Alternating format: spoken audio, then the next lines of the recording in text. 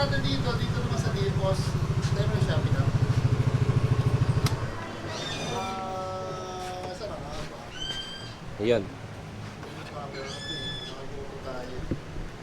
Dito sa Tipos, ginawa pa natin ng bracket kasi yung shock na sir, medyo naka-lower.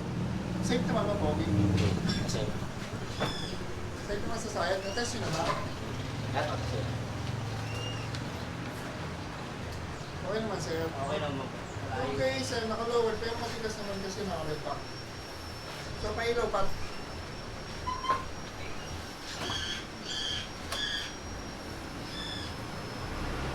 Pailaw po. Ayun, ilaw. Ilaw daw. Alam mo, dalawa lang ilaw tatlo pala. Ayan. Cover na pala. Yan, ito na yung second customer natin na Yamaha Aeros na V3. Puting-puti. Marami na pala accessories to. Brembo. Ito nga no. Mga big time pala yung accessories. Tapos naka-all-ins. Ay, ano nga pala si Sir, taga-Pompong. So, ginabi natin dito, PIAA ito. Kapusin na muna, Pat. Aray. Medyo yung lakas yan, mababawasan pa kasi naka-uncover pa siya eh. Kung makikita nyo yung mga terminal natin ginagamit, mga special terminal yan na isolated na siya, meron siyang cover na plastic na yellow. Tapos mga kapal yan. Tapos lahat ng wire niya, naka-shrinkable tube. Tapos naka-relay. Alam mo problema niya, alam mong ibig ng pogi sa pagbubukas ng upuan. Ay, mga naka-relay yan oh. Tapos ano ba nalagay ilaw, pogi? Eh, ba't ginawa pa to? At naubusan? Ito yung bracket na... Ito ba yung dalawang tornilyo? May tornilyo rito yan, saka dito, ano? Dito ba? Nasa loob? Dito, saka dito. Dalawang tornilyo yan, kaya matibay, ano? So, kinamin natin yan, 60 watts na M1 Plus na Zenlo with 1 year warranty. Tapos busina. Saka maganda rito, pinagano natin yung menu niya. Nagiging passing na yan, ayan. Originally, menu lang yan. So, ito, nagka-passing na yung headlight. At the same time yung MDL, kaya maganda kasi pag headlight lang passing parang mahina lang Tapos pagka naka-engine on lang, ignition on, gumagana pa yung menu, pero yung passing sumasabay pa rin. Tapos ito, saan ba nakatunod ito po? Sa loob. Ito yung may tunod ito dito, ayun mamatay pala yun ito. Tapos ginawa natin ng bracket para nakabitin, accessible pa rin So yun ang maganda rito pag dito ka nagpagawa, yung mga simpleng bracket na walang nabibili sa online o sa tindahan, gagawa natin para mas accessible sa thumb yun, So ano ba, bagong-bago pala yung motor ni sir. Ano pa ba? Yun lang, tapos lahat ng wiring nito no, ating mas spicy no electrical tape dalan. Yan, ito na yung ginawa natin na Yamaha NMAX na V3. Ano to, standard from Caloocan pa sa Sir Monumento. So ito yung dala ni sir ng ilaw. Ayun. Zenlo M5, tapos yung bracket, yung harness, tapos tayo nagkabit. Ginawa natin yan na wala tayong kinantong. Ating mas spicy no electrical tape. Pailaw na yung pogi. Ayun. Tapos yung ginamit namin na bracket, sariling bracket namin yan, sariling brand, Nelson LED bracket. Stainless yan na naka-powder coat, tapos 304 stainless yan. Bolted to chassis, nakatunog sa chassis kaya matibay. Taga saan po ba, sir? Dala ko sa ligas. Taga Malolos lang, sir. First time dito, sir, napunta na rito. Pangalawa na. Anong motor mo po dati, sir? Yung barako na tricycle. Barako, sir. Tapos ito, sir, bagong bili lang, sir. Apo, punas na siya. Kakapitan ng ilaw, sir. Yung ito ba, sir, na X3? Apo.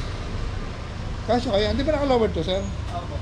Parang naka-lowered niya. Pero i-adjust pa po yan. Sabi ko yan, tingnan mo. Ayun, naka-lowered nga. So, tatry natin, ipapagawa natin ng bracket na hindi sasayad. Kung kasya, sir. Tatry ka, ano po na mo, sir? RJ po. Sir RJ, taga Ligas pa. So, pwede ka sa video, sir? Bawal.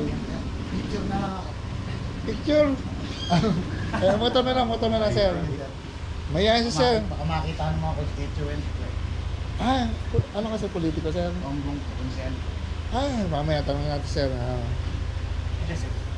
Kasi ito naman, taga Pombong si sir, taga Pombong Bulacan.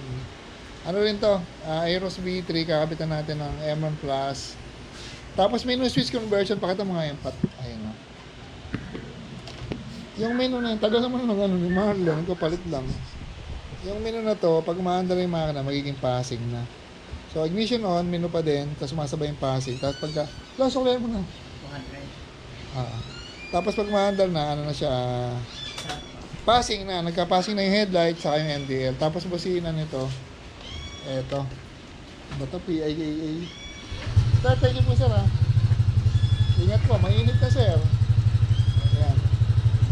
Yung nagtatanong ito paano ikabit, eto sakit lang to, dito lang oh. Tapos yung black wire. Hello mga guys, good morning. Yan, magbi-video tayo. At meron tayo rito Yamaha NMAX na standard. Siguro taga Manila si sir mamaya. Second video, interview natin si sir ng merienda, yun oh. So, kakabit natin dito. May dala si sir na Zenlo M5 Plus. Siyempre, ayun oh. Gagamitin natin yung bracket by Nelson LED. Pakita ko lang. So nga, patali tayo. Pakita ko lang yung bracket by Nelson LED. So, ito yung kakabit natin, Zenlo. Tapos, ito yung bracket natin. Yung bracket natin, ano yan? 304 stainless. Powder coated, TIG welded. Capsule hole. Pag capsule hole, yung butas nito adjustable ha. Pwede nyo move from left to right yung ilaw. Tapos, siyempre sa kabila ganun din. Dual arm, dalawang arm dito para mas matibay siya, less vibration. Ayan. So, ang maganda rito, 304 stainless. Kami lang yung may bracket na pagkakaalam ko na may 304 stainless na powder coated pa. So, kaya naka-powder coat para mas decente tingnan. Kaya yung finish namin, black din. Hindi siya kulay stainless. Pero pwede nyo i-try, pwede nyo magnetin to para mapakita ko sa inyo na 304 talaga to. Hindi to 202. Ito yung high grade na stainless. Tapos nakatuloy nyo sa chassis yan. Kaya maganda to. Hindi lang basta sa fairings nakatuloy sa chassis din. Saka yung bracket namin, ang tunog nyo sa motor, naka-attach sa motor, 5. 1, 2, 3, 4, 5. Dito, stock screw. Tapos dito, may kasama yung stainless na Allen bolt, saka metal na flat washer at metal na clip. So, yan. Available to sa amin, 1,700 lang. Saka maganda rito, yung forma nito, hindi siya masyadong nakababa. Saka pag nakita nyo, pag nakabito, eto lang nakalito dyan, itong part na to. So, minimalist, wala siyang mga nakalawit-lawit na mga arm ng bracket, which is, minsan masagwating. Saka yung height niya, sakto lang. Tapos yung wiring nito, gagawin na natin. Gagawin natin ang wiring nito na plug and play lang. Pagka plug and play, walang ikakat sa wiring ni sir sa motor niya. Walang splice. Tapos yung harness natin, walang electrical tape. Kaya no cutting, no splice, no electrical tape. Tapos from battery, dadaan sa fuse. Tapos yung body ground, naka-eye terminal yan. Kaya siguradong maganda yung wiring. Pagka kasi ganun yung wiring nyo at gusto nyo ibenta yung motor nyo, example, after 3 years, bebenta yung motor nyo, pwede nyo tanggalin yung mga wiring nyo, tapos walang masisira dun sa motor. Saka in case na papawarranty nyo, pwede nyo dayain yung kasa na, tanggalin nyo yung wiring, pawarranty nyo yung motor, hindi malalaman na kasa nagkabit ka ng ilaw, kasi walang nasira sa wiring ng motor mo. So, yun ang advantage na. Ayan, magtrabaho na tayo para mayayarin. So, ayan, gumagawa si Pat. Ayan, thank you.